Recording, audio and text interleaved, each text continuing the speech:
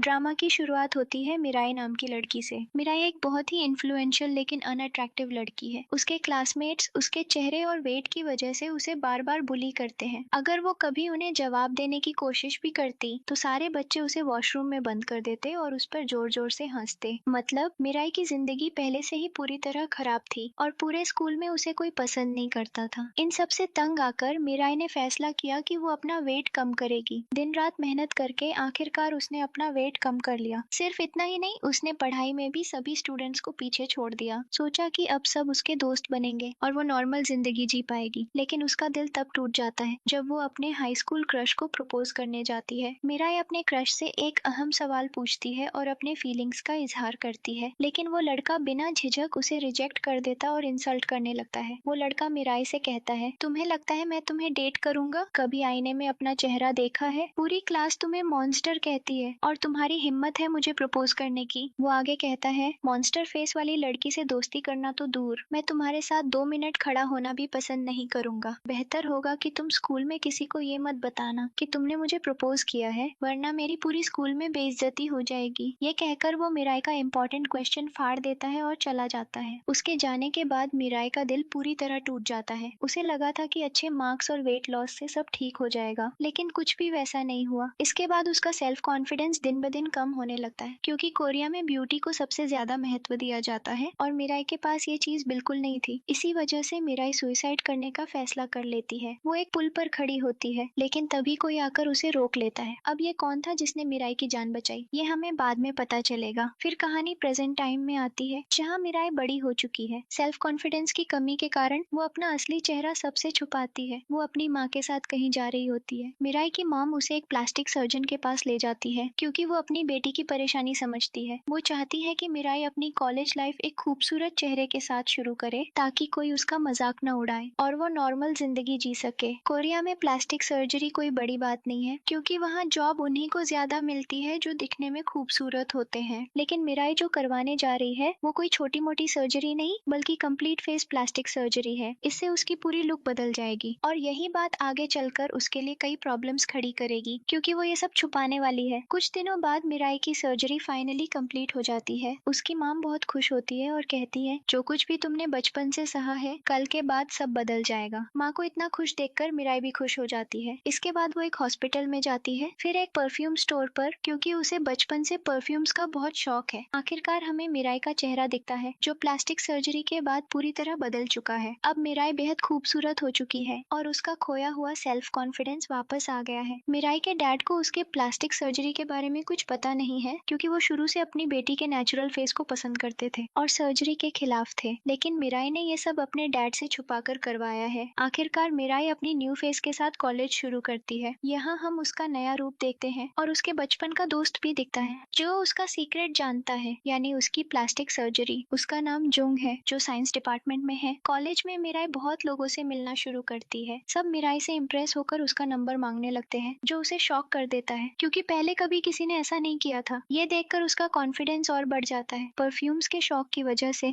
उसने chemistry department चुना है। जब वो सीनियर से अपना आईडी कार्ड लेने जाती है तो उसकी नजर एक और ग्रुप पर पड़ती है। एक लड़का यूनान, जिसकी पर्सनैलिटी बहुत कूल है। दूसरा जोंगबन, जिसकी नेचर बहुत स्वीट है। तीसरा जिहान, जिसकी नेचर नॉर्मल है। जब ये सब मिराई को देखते हैं तो मिराई उनसे अपना इंट्रोडक्शन देती है और सब जल्दी दोस्त बन जाते हैं। फिर एक और लड़की आती है, सुआ। उसकी पर्सनैलिटी फेक है, मतलब वो खुद को ही सबसे खूबसूरत मानती है और उसे बर्दाश्त नहीं होता कि कोई लड़का किसी और लड़की पर ध्यान दे। इसके बाद हमारे ड्रामा का मेन कैरेक्टर कॉलेज में एंट्री करता है, डोक्यून। वो बहुत हैंडसम है और केमिस्ट्री डिपार्टमेंट से है। सारे सीनियर गर्ल्स पहली नजर में उससे इम्प्रेस हो जाती हैं, लेकिन उसकी नेचर काफी कंपोज्ड और साइलेंट है। मिराई जब पहली बार डोक्यून को देखती है तो उसकी हैंडसम पर्सनैलिटी से प्रभावित हो जाती है। फिर केमिस्ट्री डिपार्टमेंट के सभी स्टूडेंट्स एक दूसरे से इंट्रोडक्शन देते हैं। पहले डोक्यून अपना नाम बताता है और मिराई को सुनकर शौक लगता है, क्योंकि उसे अपने मिडिल स्कूल का एक लड़का याद आ जाता है, जिसका नाम भी यही था। सुआ मिराई से कहती है कि वो अपना इंट्रोडक्शन दे। मिराई थोड़ी नर्वस होती है, लेकिन आगे बढ़कर अपना इंट्रोडक्शन देती है। सब उसकी उतनी ही तारीफ करते हैं जितनी उन्होंने सुआ की थी। उस वक्त डोक्यून भी मिराई की इनोसेंट नेचर को नोटिस करता है। क्लास में मिराई का पूरा ध्यान डोक्यून पर होता है। यहाँ एक फ्लैशबैक दिखाया जाता है, जिसमें मिराई के स्कूल टाइम का एक लड़का दिखता है, जो बहुत पॉपुलर था, लेकिन बाद में रिसर्च की वजह से उसने स्कूल ट्रांसफर कर लिया था। फिर मिराई को दूसरे टीम की तरफ से डांस परफॉर्म करने के लिए बुलाया जाता है। पहले वो नर्वस होती है लेकिन फिर जबरदस्त परफॉर्मेंस देती है। सब उसके डांस के वीडियोस बनाने लगते हैं, मतलब सब मिराई के डांस से इम्प्रेस हो जाते हैं, जिसमें डोक्यून भी शामिल है। लेकिन मिराई के कुछ डांस स्टेप्स देखकर डोक्यून को अपने स्कूल की एक पुरानी लड़की याद आ जाती है, जो ऐसे ही अकेले बस स्टॉप पर डांस प्रैक्टिस करती थी। यहाँ ऑडियंस समझ जाती है कि मिराई का शक सही था और डोक्यून उसका पुराना स्कूल क्लासमेट है। परफॉर्मेंस के बाद सब उसका नाम जोर जोर से लेने लगते हैं, जिससे सुआ जेलस हो जाती है क्योंकि पहले दिन ही मिराई इतनी पॉपुलर हो गई है। दूसरी तरफ मिराई इतनी तारीफ सुनकर खुश हो जाती है। फिर बाहर फ्रेश एयर लेने के लिए निकलते हुए उसे अपनी मॉम का कॉल आता है। फोन देखकर वो इमोशनल हो जाती है और रोने लगती है। मॉम पूछती है, तुम ठीक हो? कोई तुम्हें परेशान तो नहीं कर रहा? मिराई चुप रहती है, फिर कहती है, मैं ठीक हूँ। ये सुनकर उसकी मॉम भी रिलैक्स हो जाती है और अपनी बेटी के लिए खुश होती है। फिर मिराई को उसके डैड का एक वीडियो कॉल आता है। शुरू में वो चौंक जाती है लेकिन फिर हिम्मत जुटाकर बात करती है, लेकिन उसके डैड उसे पहचानते नहीं। मिराई अपने डैड से कहती है, मैं मिराई की फ्रेंड हूँ, जब वो वापस आएगी तो मैं आपको उससे बात करवाऊंगी। उसके डैड मान जाते हैं और कॉल काट देते हैं। इसके बाद डोक्यून देखता है कि मिराई चैनवू एक सीनियर के साथ जा रही है। जब मिराई वॉशरूम में होती है तो चैनवू थोड़ा फ्लर्टिंग करने के बाद कहता है, तभी पीछे से डोक्यून आता है और जोर से दरवाजा धक्का देता है, जिससे चैनवू गिर जाता है। डोक्यून पहले से समझ चुका था कि मिराई एक इनोसेंट टाइप की लड़की है, इसलिए उसे उसका चैनवू के साथ जाना अच्छा नहीं लगता। चैनवू गुस्से में उठकर डोक्यून से कहता है, सीनियर को छूने की हिम्मत कैसे हुई? डोक्यून कहता है, मैं तो बस दरवाजा खोल रहा था, शायद गलती से तुमको लग गया। फिर चैनवू बिना बहस किए चला जाता है, लेकिन जाने से पहले मिराई से कहता है, मेरे साथ चलो। ये सुनते ही डोक्यून तुरंत मिराई से कहता है, उसके साथ मत जाना। वो चैनवू से भी कुछ कहने ही वाला होता है, लेकिन चैनवू चुपचाप चला जाता है। डोक्यून मिराई से पूछता है, तुम ठीक हो? मिराई जवाब देती है, हाँ। फिर वो कहती है, अगर तुम भी यहाँ रेस्ट करना चाहते हो तो कर सकते हो। इसके बाद मिराई जाने लगती है। तभी पीछे से डोक्योंग उसे रोककर बिना झिझक पूछता है, क्या तुम जॉर्डन मिडिल स्कूल से हो? ये सुनकर मिराई पूरी तरह शॉक्ड हो जाती है। उसे समझ नहीं आता कि क्या कहे और कैसे रिएक्ट करे। वो सोचने लगती है कि क्या जवाब दे। तभी डोक्योंग खुद बोल पड़ता है, छोड़ो, कुछ नहीं, बस मेरे पिछले मिडिल स्कूल में तुम्हारे नाम की एक लड़की थी। ये कहकर वो चला जाता है। मिराई खुद से कहती है, मुझे पता था कि ये मिडिल स्कूल वाला लड़का वही डोक्योंग है, जो अपनी लुक्स की वजह से बहुत पॉपुलर था क्योंकि वो बहुत हैंडसम था। फिर अचानक एक दिन उसने स्कूल छोड़ दिया और दूसरे स्कूल में ट्रांसफर हो गया। वर्तमान में वो डोक्योंग के पीछे पीछे चलने लगती है और मन ही मन डिसाइड करती है कि वो ऐसे बिहेव करेगी जैसे वो उसे नहीं पहचानती। फिर मीरा ये सब जुंग को बताती है और पूछती है, अगर डोक्योंग मुझसे अगली बार यही सवाल पूछे तो मैं क्या कहूँ? जुंग उसे कहती है, तुम्हारे डैड ने वीडियो कॉल में तुम्हें नहीं पहचाना तो वो तुम्हें कैसे पहचान लेगा? तभी मीराई को एक इंसिडेंट याद आता है। जब वो बस स्टॉप पर बैठकर गाना गा रही थी और डांस कर रही थी, तब डोक्योंग भी वहाँ आया था। जब वो उसकी तरफ मुड़ी तो उसने देखा कि डोक्योंग उसे देखकर मुस्कुरा रहा था। अगले दिन नए स्टूडेंट्स के पेरेंट्स को कॉलेज बुलाया जाता है, जिसके लिए मीराई काफी नर्वस होती है। वो अपनी मॉम को कॉल करके पूछती है, डैड कहाँ है और उनकी तबीयत कैसी है? जैसे ही वो अपने डैड को सामने देखती है, उसके डैड उसे पहचानते नहीं। वो सोचते हैं कि ये वही सीनियर है जिसने उस दिन वीडियो कॉल पर उनसे बात की थी। वो हंसते हुए मीराई से कहते हैं, तुम बिल्कुल मेरी बेटी जैसी दिखती हो और तुम्हारी वॉइस भी वैसी ही है। क्या कोइंसिडेंस है? मीराई नर्वस होकर कहती है, मैं ही मीराई हूँ। उसके डैड को विश्वास नहीं होता कि उनकी बेटी ने उनसे छुपाकर सर्जरी करवाई है। इसे छुपाने के लिए मीराई अपने डैड से माफी भी मांगती है, लेकिन उनके डैड को ये बहुत बुरा लगता है तो वो वहाँ से चले जाते हैं। जब मीराई उन्हें पीछे से रोकने की कोशिश करती है तो उनके डैड कहते हैं, मैं आपको नहीं जानता मिस।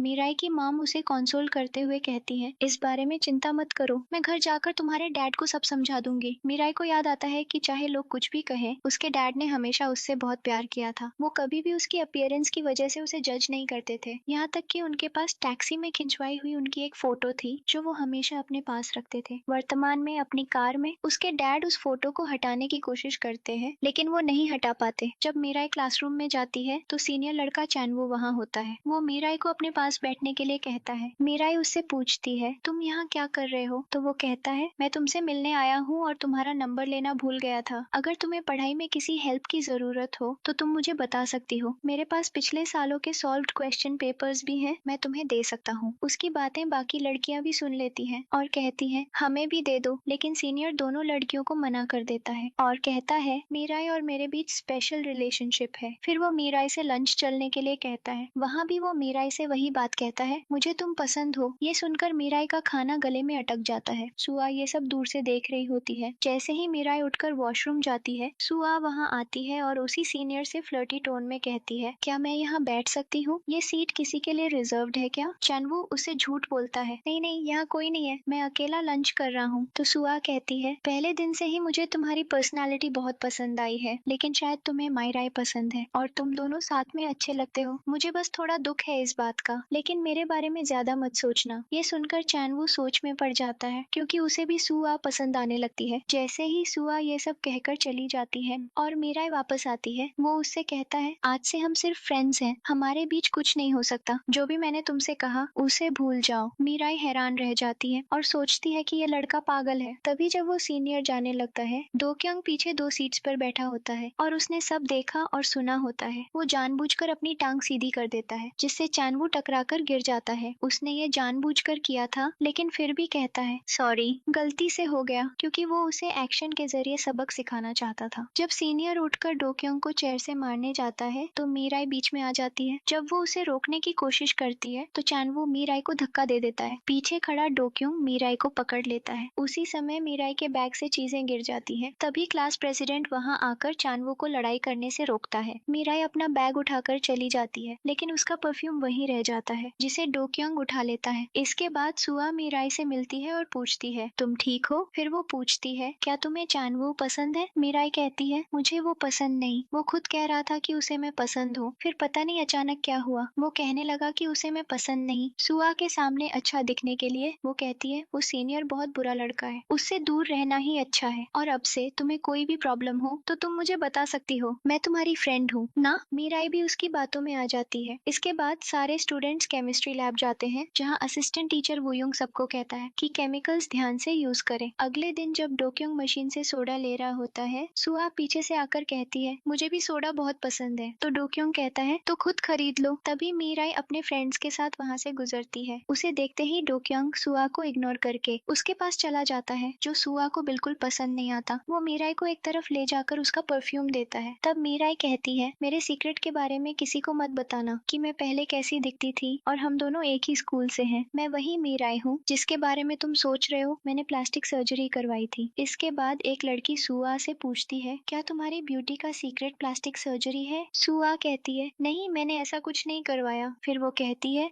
लेकिन हमारे साथ एक लड़की है जो बहुत खूबसूरत है, बिल्कुल गुड़िया जैसी। मीराई, क्या तुमने कभी ऐसा कुछ करवाया है? ये सुनकर मीराई बहुत नर्वस हो जाती है। उसे समझ नहीं आता कि क्या जवाब दे। असल में सुआ ने ये सवाल जानबूझकर सबके सामने पूछा था, ताकि मीराई शर्मिंदा हो जाए, क्योंकि एमआई राय को देखकर पहले से ही सबको लगता था कि उसने प्लास्टिक सर्जरी करवाई है। डोक्योंग ये सब सुन लेता है और सुआ के पास आकर कहता है, क्या तुम्हें ये सब करके बहुत मजा आ रहा है? सुआ ऐसे दिखाती है जैसे उसे कुछ समझ ही ना आया हो। डोक्योंग कहता है, एक्ट मत करो, मैं उसी बात की बात कर रहा हूँ जो तुम अभी यहाँ बैठकर कर रही थी। ये सुनकर सुआ कहती है, मैंने कुछ जानबूझकर नहीं कहा, और रोते हुए चली जाती है। मीराई सुआ का साइड लेते हुए कहती है, तुम हमारे बीच हमेशा दखल क्यों देते हो? डोक्योंग कहता है, क्या तुम्हारे पास दिमाग नहीं है? तुम्हें समझ नहीं आता क्या हो रहा है? ये कहकर वो चला जाता है। अगले सीन में चैनवू फिर से मीराई को परेशान करता है। उसकी बातें याद करके मीराई रोने लगती है। तभी वहाँ से वुयंग गुजर रहा होता है। वो मीराई को देखकर पूछता है, तुम यहाँ अकेली क्या कर रही हो? मीराई कहती है, मेरा मन ठीक नहीं है। वुयंग जैसे ही उसे पानी देने लगता है, मीराई को चैनवू की बातें याद आ जाती है। पहली बार सिंपैथी लेने के लिए उसने भी उसे पानी दिया था, तो वो पानी की बोतल गिरा देती है। इसी बीच डोक्योंग भी मीराई को ढूंढते हुए वहाँ आ जाता है। वो आकर कहता है,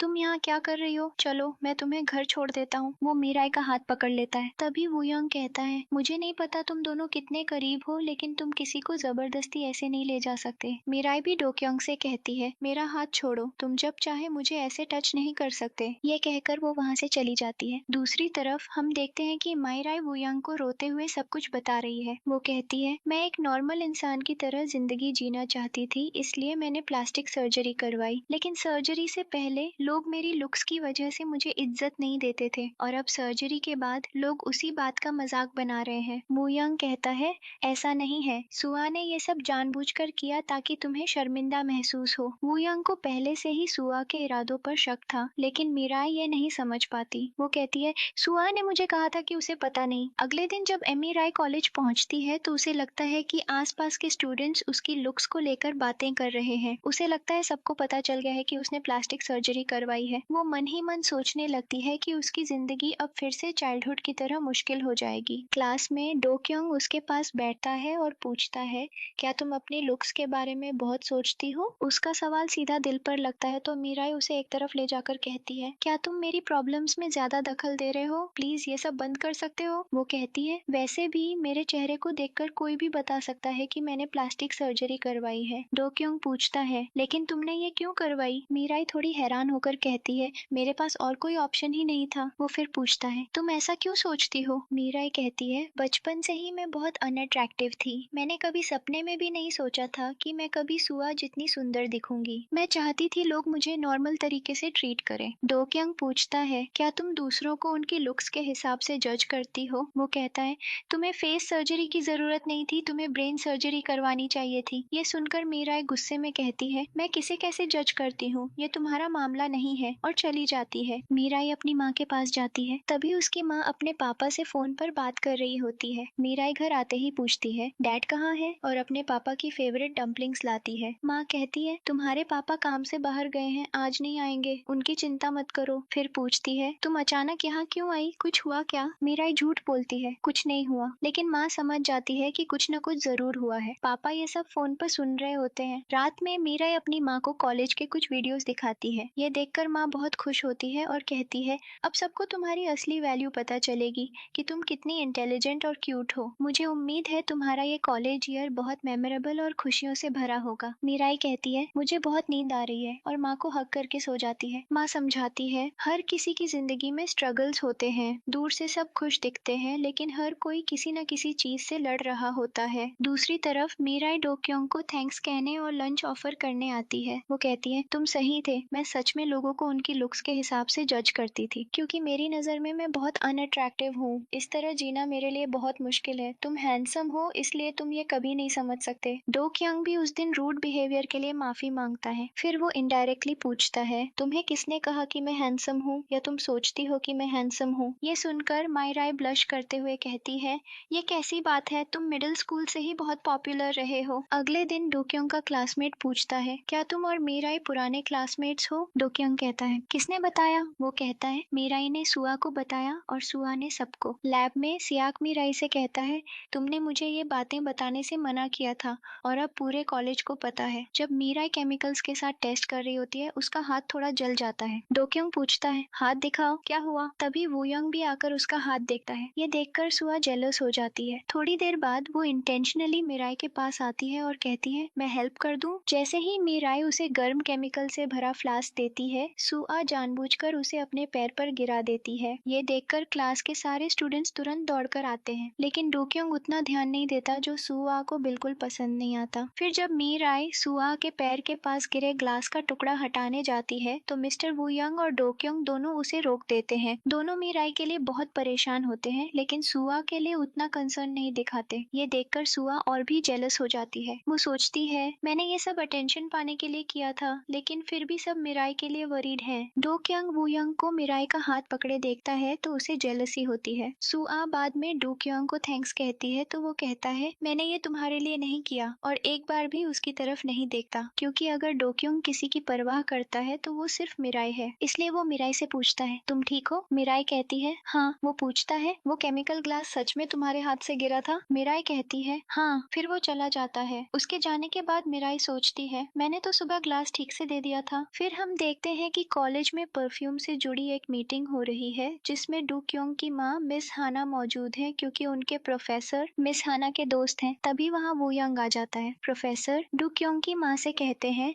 ये वही है जिनका परफ्यूम सैंपल मैंने आपको पिछली बार दिया था। ये सुनकर डू क्योंग की माँ वू यंग की टैलेंट से काफी इम्प्रेस हो जाती है। दूसरी तरफ मीराई अपने पिता को लेकर बहुत उदास है, इसलिए वो अपनी दोस्त यंग से कहती है कि उसकी कुछ पिक्चर्स क्लिक करे। फिर वो पिक्चर्स अपने पिता को भेज देती है, क्योंकि सर्जरी से पहले भी वो ऐसी फोटोज उन्हें भेजा करती थी। लेकिन इस बार उसके पिता कोई रिएक्शन नहीं देते। जब दोनों दोस्त कॉलेज से लौट रहे होते हैं, उन्हें लगता है जैसे कोई उनका पीछा कर रहा है, लेकिन जैसे ही वो मुड़कर देखते हैं, वहाँ कोई नहीं होता। इसके बाद मीराई अपने दोस्तों के साथ एक बड़े परफ्यूम सैंपल इवेंट में जाती है, जो उसने ऑनलाइन कंपटीशन जीतकर पाया था। वहाँ मीराई की मुलाकात वू यंग से होती है। वू यंग मीराई को देखकर बहुत खुश हो जाता है। फिर मीराई अपनी दोस्त यंग का वू यंग से परिचय कराती है। यंग वू यंग को पहली नजर में ही पसंद करने लगती है। तभी डू क्योंग की माँ भी वहाँ आकर इन तीनों के पास बैठ जाती है। मिराई ये देखकर हैरान हो जाती है क्योंकि यही वो महिला थी जिन्होंने उसे सुसाइड करने से रोका था। लेकिन मिराई की प्लास्टिक सर्जरी की वजह से डो क्योंग की माँ उसे इस समय पहचान नहीं पाती और मिराई को भी अभी तक ये नहीं पता कि वो डो क्योंग की माँ है। दूसरी तरफ सुआ एक रेस्टोरेंट में पार्ट टाइम जॉब कर रही है। बहुत से लोग बार बार उसे देखने वहाँ आ रहे हैं। तभी सुआ की दोस्त आती है और कहती है, मैं तुम्हें कुछ इंटरेस्टिंग दिखाना चाहती हूँ। क्या है? तो सुआ की दोस्त उसे मिराई के मिडिल स्कूल की स्टूडेंट फोटोज का एक एल्बम दिखाती है। ये देखकर सब चुप हो जाते हैं। इवेंट के बीच में डू क्योंग की माँ मिराई से मिलती है और पूछती है, तुम्हारी परफ्यूम में इंटरेस्ट कब से है? मतलब तुमने परफ्यूमर बनने का सपना कब देखा था? मिराई कहती है, जब मैं मिडिल स्कूल में थी मैंने आपका लिखा हुआ एक मैगजीन आर्टिकल पढ़ा था। उस आर्टिकल को पढ़कर मैं बहुत इंस्पायर हुई थी। इवेंट में स्पीच के दौरान डू क्योंग की माँ कहती है, दुनिया के लोग सिर्फ बाहर की सुंदरता के पीछे भागते हैं। लोग चेहरे देखकर पसंद करते हैं, लेकिन सेंट एक ऐसी खूबसूरत चीज है जिसे हम बिना आंख खोले भी महसूस कर सकते हैं। ये सुनकर सभी लोग जोर जोर से तालियां बजाने लगते हैं। उधर सुआ और उसकी दोस्त अभी भी मिडिल स्कूल एल्बम चेक कर रहे होते हैं, लेकिन उन्हें उसमें मिराई की एक भी फोटो नहीं मिलती। सुआ की दोस्त कहती है, ये कैसे हो सकता है कि एक भी फोटो मिराई की न हो? क्या इसका मतलब ये है कि सर्जरी से पहले मिराई किसी मॉन्स्टर जैसी नहीं दिखती थी? ये सोचकर सुआ चुप हो जाती है। दूसरी तरफ डिनर के बाद मिराई डो क्योंग की माँ को ड्रिंक्स पर ले जाती है। दोनों बहुत बातें करते हैं। फिर जब मिराई डो क्योंग की माँ को बताने वाली होती है कि मैं वही लड़की हूँ जिसे आपने सालों पहले बचाया था, तभी डू क्योंग अपने दोस्त की मदद करने वहाँ आता है। मिराई को किसी महिला के साथ ड्रिंक्स करते देख वो उसके पास जाने ही वाला होता है कि उसकी नजर अपनी माँ पर पड़ती है। ये देखकर वो शॉक हो जाता है और वहीं रुक जाता है। उधर उसकी माँ भी अपने बेटे को इतने सालों बाद देखकर हैरान रह जाती है। मिराई डो क्योंग की माँ से कहती है, ये मेरा क्लासमेट है। लेकिन डू क्योंग गुस्से में कहता है, तुम यहाँ क्या कर रही हो? डू क्योंग की माँ कहती है, तुम तो बहुत बड़े हो गए हो। लेकिन बिना उनकी बात सुने डू क्योंग गुस्से में वहाँ से चला जाता है। उसके जाने के बाद डू क्योंग की माँ मिराई से कहती है, वो मेरा बेटा है। ये सुनकर मिराई भी शॉक हो जाती है। थोड़ी देर बाद डू क्योंग की माँ मिराई से विदा लेती है और गाड़ी में बैठकर पुराने पल याद करने लगती है। कैसे वो अपने बेटे के साथ वक्त बिताया करती थी। ये सब याद करके वो जोर जोर से रोने लगती है। दूसरी तरफ डू क्योंग भी अपने बचपन की यादों में खो जाता है। जब वो और उसकी बहन छोटे थे तब उसकी माँ ने खुद को नुकसान पहुंचाने की कोशिश की थी। वो कहती थी, मुझे यहाँ से जाने दो। डू क्योंग के पापा उन्हें रोकने की कोशिश करते थे। ये सब याद करके डू क्योंग अपनी बहन की आंखें बंद कर देता है। अगले दिन मिराई क्लास में आती है जहाँ डू क्योंग पहले से मौजूद है। वो सीधे मिराई के पास बैठ जाता है और क्लासमेट्स उसकी हरकत नोटिस करते हैं। असल में डू क्योंग मिराई से प्राइवेट में बात करना चाहता है, जिसके लिए मिराई मान जाती है और दोनों क्लास के बाद बाहर आ जाते हैं। बाहर आकर डू क्योंग पूछता है, कल तुम उस लेडी के साथ क्या कर रही थी? मिराई हल्की सी मुस्कान देकर कहती है, कल परफ्यूम इवेंट में मेरी उनसे पहली बार मुलाकात हुई थी। डू क्योंग कहता है, तो क्या तुम पहली मुलाकात में ही ड्रिंक्स पर चली जाती हो? मिराई कहती है, ऐसा कुछ नहीं है और पूछती है, तुम ठीक हो? मतलब मैं तुम्हारे लिए वरीड थी। डू क्योंग कहता है, अपनी चिंता खुद करो और ये बात कॉलेज में किसी को मत बताना, क्योंकि तुम बहुत आसानी से अपनी बातें सबको बता देती हो, जैसे तुमने सुआ को दोनों के मिडिल स्कूल का सीक्रेट बता दिया था। मिराई कहती है, टेंशन मत लो, इस बार मैं कुछ नहीं कहूंगी। डू क्योंग कहता है,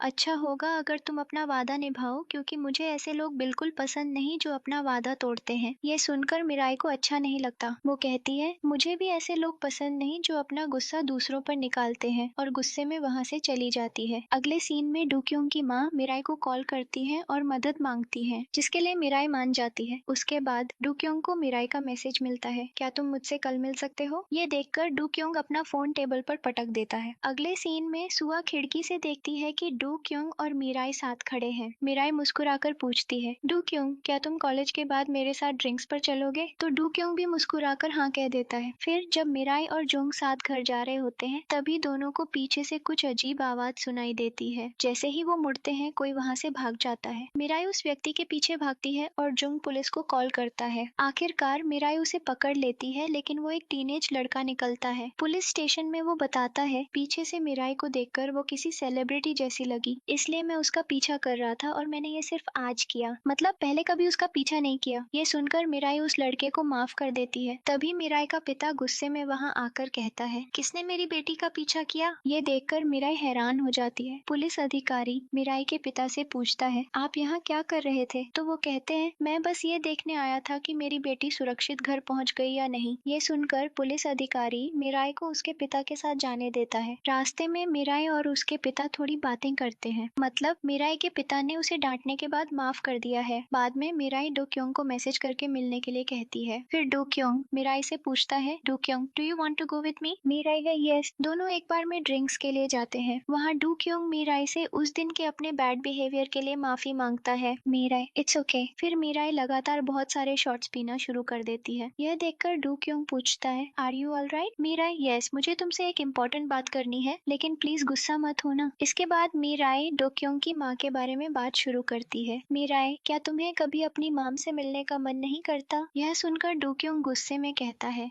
तुमने मुझे ड्रिंक्स के लिए इसलिए बुलाया था कि इस बारे में बात करो। डो क्योंग का मूड खराब हो जाता है, लेकिन मिराई फिर भी उसे समझाने की कोशिश करती है। वो अपनी और अपने पापा की कहानी बताती है। मिराई, जब मेरे डैड को मेरी प्लास्टिक सर्जरी के बारे में पता चला तो वो बहुत गुस्सा हुए। शुरू से ही वो सर्जरी के खिलाफ थे। इसी वजह से उन्होंने मुझसे बात करना भी बंद कर दिया। लेकिन पेरेंट्स चाहे जितना गुस्सा हो जाए, वो हमारी चिंता करना नहीं छोड़ते। मतलब मेरे डैड मुझसे नाराज थे, फिर भी वो मेरी फिक्र करते थे और रोज मेरा पीछा करते थे, सिर्फ ये देखने के लिए कि मैं सेफली घर पहुंच गई या नहीं। यानी जो आदमी रोज मीराई का पीछा कर रहा था, वो उसका अपना पिता था। यह सुनकर डू क्योंग को भी वह सीन याद आता है जब वह सालों बाद अपनी माँ से मिला था और उसे भी अपनी माँ के लिए थोड़ी सिंपैथी महसूस होती है। डू क्योंग, तुम सर्जरी को लेकर इतनी सीरियस क्यों थी कि अपने डैड से छुपा कर करवाई? मीराई, मैंने सर्जरी अपनी सेल्फ कॉन्फिडेंस बढ़ाने के लिए करवाई। बात करते करते मीराई कहती है, तुमने भी एक बार मेरे फेस का मजाक उड़ाया था। डू क्योंग शॉक्ड होकर पूछता है, मैंने कब मजाक उड़ाया? मीराई, तुम्हें याद नहीं होगा,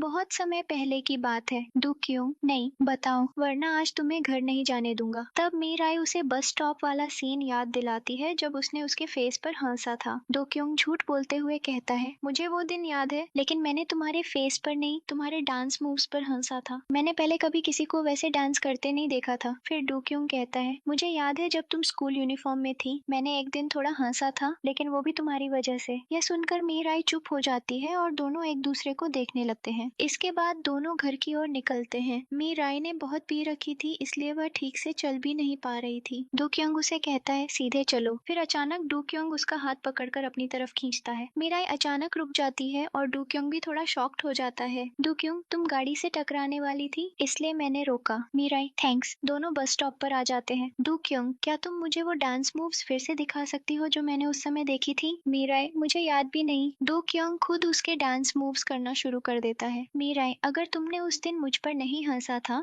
तो स्कूल में मेरा परफ्यूम क्यों पूछा था? तुम्हें वो परफ्यूम पसंद था? डू क्योंग, नहीं, मैंने इसलिए पूछा क्योंकि मुझे परफ्यूम की स्मेल बहुत नापसंद है। मेरी मॉम उस परफ्यूम को पागलों की तरह लगाती थी और कुछ दिनों बाद वो मुझे और मेरी सिस्टर को छोड़कर चली गई। मीराई चुप हो जाती है। डू क्योंग, क्या मैं तुम्हें घर छोड़ दूं? मीराई, नहीं, मैं खुद जाऊंगी। जब उसकी बस आती है, डू क्योंग जल्दी से बाय कहकर चला जाता है और मीराई उसे पीछे से देखती रहती है। इसके बाद मीराई किसी को कॉल करके कहती है, मैंने डू क्योंग को मनाने की बहुत कोशिश की, लेकिन वो अब भी मुझसे नाराज है। फोन के दूसरी तरफ डू क्योंग की माँ कहती है, थैंक यू, सब ठीक हो जाएगा एक दिन। जब मीराई कॉलेज पहुंचती है तो वह डू क्योंग को स्टेज के पास खड़ा देखती है। मीराई सोडा मशीन के पास रुककर उसे देखती रहती है और सोचती है, मैं डू क्योंग को क्यों देख रही हूँ? जब से पता चला है कि वो बुरा इंसान नहीं है, वो मुझे इतना अट्रैक्ट क्यों कर रहा है? फिर डू क्योंग भी मीराई को देखता है और मीराई शॉक्ड हो जाती है। वो वापस मुड़ने वाली होती है कि तभी कुछ लोग सामान लेकर आ रहे होते हैं, जिसकी वजह से वह डू क्योंग की तरफ बढ़ जाती है। डू क्योंग, घर सेफली पहुंची? मीराई, हाँ, और तुमने अच्छी नींद ली? फिर वो सोचती है, मैं ऐसे स्टूपिड सवाल क्यों पूछ रही हूँ? डू क्योंग, फेस्टिवल में आने का प्लान है, मतलब आओगी? मीराई, नहीं, इन दिनों मैं थोड़ी बिजी हूँ। वो हंसकर चली जाती है। उसके जाने के बाद यूना आती है और डू क्योंग से पूछती है, डिपार्टमेंट की तरफ से वेटर बनने के लिए रेडी हो? जब डू क्योंग को पता चलता है कि मीराई फेस्टिवल में नहीं आ रही तो वो भी मना कर देता है। अब सुआ और उसकी फ्रेंड वेट्रेस का काम ले लेते हैं, लेकिन अब मायराई, जो पहले फेस्टिवल में नहीं आ रही थी, यूना के इंसिस्ट करने पर फाइनली तैयार हो जाती है। अगले सीन में सीनियर्स यूनिफॉर्म पर डिस्कशन करते हैं और डिसाइड करते हैं कि यूनिफॉर्म में स्कर्ट होगी। सुआ और उसकी फ्रेंड अग्री करते हैं, लेकिन मीराई कहती है, अगर यूनिफॉर्म में स्कर्ट है तो उसका साइज थोड़ा बड़ा रखना, क्योंकि मैं थोड़ी लंबी हूँ। सब उसकी बात मान लेते हैं। डो क्योंग का पिता उसे कहता है, तुम्हारी माँ कोरिया लौट आई है, लेकिन तुम्हें उससे मिलने की कोशिश नहीं करनी चाहिए। फिर कहता है, याद है, तुम्हारी माँ के पास एक ऑफर था जिसकी वजह से उसने हमें छोड़ दिया था, इसलिए अपने डैड की बात सुनना बेहतर है। यह सुनकर डू क्योंग गुस्से में चला जाता है। अगले सीन में मीराई अपनी फ्रेंड और वू यंग के साथ बार में होती है। डो क्योंग मीराई की हंसी सुनकर सीधा वहीं चला आता है और खड़ा हो जाता है। वू वूयंग के साथ मी राय को ड्रिंक करते देख डू क्योंग जेलस महसूस करता है। डू क्योंग, तुम यहाँ क्या कर रही हो? मी राय चुप हो जाती है। बातों बातों में वूयंग बताता है कि मी राय फेस्टिवल में वेट्रेस बनने वाली है। डू क्योंग, तुमने तो कहा था कि फेस्टिवल में नहीं जाओगी। मी राय, मेरे डिपार्टमेंट को मेरी हेल्प चाहिए थी तो मैं मना कैसे करती। वूयंग, जब मेरा अनपैकिंग हो जाएगा मैं मी राय और जुंग के लिए हाउस वार्मिंग पार्टी रखूंगा। दोनों खुश हो जाते हैं, लेकिन यह सुनकर डू क्योंग का मूड खराब हो जाता है। वूयंग, क्या तुम भी पार्टी में आना चाहते हो? डू क्योंग, तुमने सिर्फ इन्हें क्यों इनवाइट किया? वूयंग, क्योंकि ये दोनों मेरे नए घर के पास रहते हैं, ये मेरे नेबर्स हैं। यह सुनकर सब चुप हो जाते हैं। मी राय की वजह से डू क्योंग पार्टी में रुकने का फैसला करता है और वूयंग से प्राइवेट में कहता है, मैं भी पार्टी में आना चाहता हूँ। वूयंग यह सुनकर हैरान हो जाता है, मुझे नहीं पता था तुम इतने फ्रेंडली हो। इसके बाद वूयंग चला जाता है। कॉलेज में फेस्टिवल शुरू हो जाता है। हर कोई जल्दी जल्दी प्रिपरेशंस में लग जाता है। मी राय के सीनियर्स उसके और उसकी फ्रेंड के लिए वेट्रेस यूनिफॉर्म लेकर आते हैं, लेकिन यूनिफॉर्म पहनने के बाद मी राय को लगता है कि ये बहुत टाइट है। सुआ और उसकी फ्रेंड को फर्क नहीं पड़ता, लेकिन मी राय को काफी अनकंफर्टेबल लगता है। वहीं खड़ी बाकी लड़कियों को भी ये यूनिफॉर्म पसंद नहीं आता। सब अपने सीनियर से बहस करने लगती हैं, लेकिन सीनियर्स को कोई परवाह नहीं।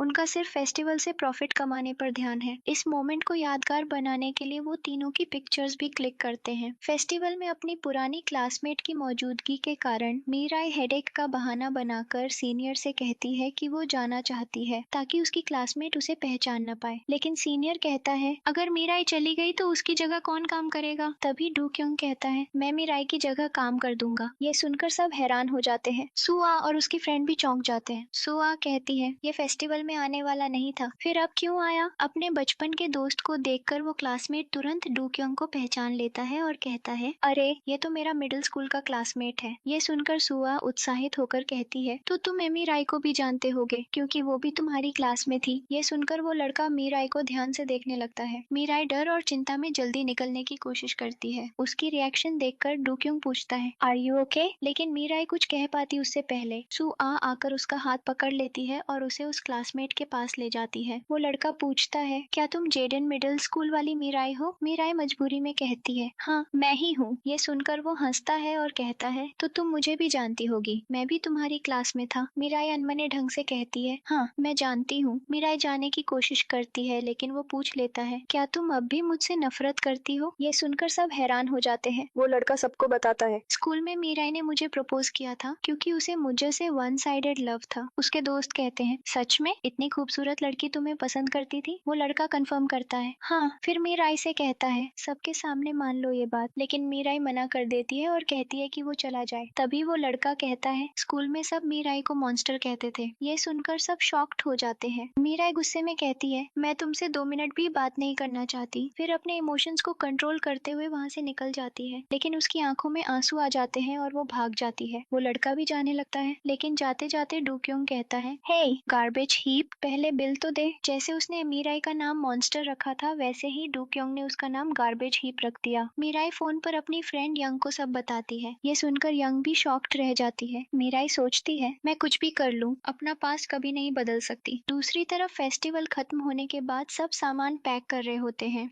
तभी सुआ जानबूझकर डू क्योंग से मी राय के बारे में बात करने लगती है। वो कहती है, वो कह रहा था कि मी राय की क्लासमेट ने उसे मॉन्स्टर कहा। मुझे नहीं लगता वो सर्जरी से पहले इतनी अगली थी। ये सुनकर डू क्योंग जवाब देता है, मी राय अगली नहीं थी, बल्कि बहुत क्यूट थी। सुआ हैरानी से पूछती है, सच में? डू क्योंग थोड़े गुस्से में कहता है, हाँ मी राय सर्जरी से पहले भी बहुत क्यूट थी। फिर वो वहाँ से चला जाता है, लेकिन सुआ को उसकी ये बात बिल्कुल पसंद नहीं आती। इसी बीच मी राय घर जा रही होती है, तभी उसे डू क्योंग की मदर का कॉल आता है। वो मिलने को कहती है और मी राय मान जाती है। दोनों आइसक्रीम शॉप में मिलते हैं। तभी मी राय को डू क्योंग का मैसेज आता है, आर यू ओके? लेकिन मूड खराब होने की वजह से वो मैसेज इग्नोर कर देती है। आखिरकार मी राय कहती है, मैं वही लड़की हूँ जिसे आपने सुसाइड करने से बचाया था, लेकिन मैंने पूरी प्लास्टिक सर्जरी करवाई है, इसलिए आप मुझे पहचान नहीं पा रही हैं। फ्लैशबैक दिखाया जाता है। मी राय ब्रिज के किनारे खड़ी कूदने वाली होती है। तभी डू क्योंग की मदर आती है और उसे रोक लेती है। वो समझाती है, दूसरों की बात सुनकर अपना बिलीफ मत खो, तुम्हारी जिंदगी तुम्हारे हाथ में है, किसी और के नहीं। ये याद करते ही मी राय भावुक होकर रोने लगती है। डू क्योंग की मदर को भी वो रात याद आ जाती है। वो मी राय को चुप कराती है और समझाती है, लाइफ पार्टनर चुनते समय गलती मत करना, पहले ऑप्शंस देखो फिर चूज करो। ये सुनकर मी राय थोड़ा रिलैक्स महसूस करती है। अगले सीन में मी राय के मॉम डैड उससे मिलने बहुत सारा खाना लेकर आते आते हैं। वू यंग उनका सामान उठाने में मदद करता है। ये देखकर मीराई के पेरेंट्स काफी इम्प्रेस्ड होते हैं। मीराई की मॉम कहती है, मैं तो अपनी बेटी के लिए ऐसा ही सन इन लॉ चाहती हूँ। सब साथ में अच्छा वक्त बिताते हैं और बहुत सी फोटोज भी क्लिक होती हैं। अगले सीन में मीराई अपनी फ्रेंड यंग के समझाने पर फेस्टिवल में आती है और वहाँ डूक यंग को देखती है। वो उसे थोड़ा इग्नोर करती है। तभी एक लड़की सबको गेम रूल्स समझाती है। सबको अपना पार्टनर चुनना होगा। डूक यंग सीधा कहता है, मैं रूल्स फॉलो नहीं करूंगा, मैं अपना पार्टनर खुद चुनूंगा। वो लड़की पूछती है, ठीक है, तो इन तीन में से तुम्हारे दिमाग में कौन है? सबको लगता है कि वो सुआ की तरफ इशारा करेगा, लेकिन शॉकिंगली वो मीराई की तरफ इशारा करके कहता है, मेरे दिमाग में सिर्फ मीराई है और मैं सिर्फ उसी के साथ ब्लाइंड डेट पर जाना चाहता हूँ। ये सुनकर मीराई बिल्कुल शॉक्ड हो जाती है, क्योंकि किसी को उम्मीद नहीं थी कि डूक्योंग ये कहेगा। तभी एक ग्लास जूस मीराई पर गिर जाता है और उसकी टॉप गीली हो जाती है। सुआ की फ्रेंड कहती है, हमारे क्लब में एक्स्ट्रा शर्ट है, वो पहन लो। मीराई वहाँ जाने लगती है। डूक्योंग कहता है, मैं भी साथ चलूंगा। ये देखकर सुआ भी कहती है, मैं भी आऊंगी, लेकिन मीराई उसे मना करके डूक्योंग को साथ ले जाती है। क्लब रूम में डूक्योंग शर्ट ढूंढकर मीराई को देता है और बाहर जाने लगता है, लेकिन डोर लॉक में प्रॉब्लम होने से दोनों अंदर फंस जाते हैं। मीराई बाहर बैठी सुआ और उसकी फ्रेंड्स को कॉल करती है, लेकिन कोई कॉल पिक नहीं करता। डोक्योंग का फोन बाहर रह जाता है। बाहर सुआ का मूड खराब हो जाता है और वो चली जाती है। यूना उसका फोन सुआ की फ्रेंड को देती है। क्लब में डोक्योंग कहता है, मैं मुंह फेर लेता हूँ, तुम जल्दी टॉप बदल लो। लेकिन मीराई शाय फील करती है, तो डोक्योंग काउंटडाउन शुरू कर देता है और वो जल्दी बदल लेती है। दोनों वहाँ काफी बातें करते हैं। फिर कुछ सीनियर्स बाहर आकर डोर खोल देते हैं और दोनों बाहर आते हैं।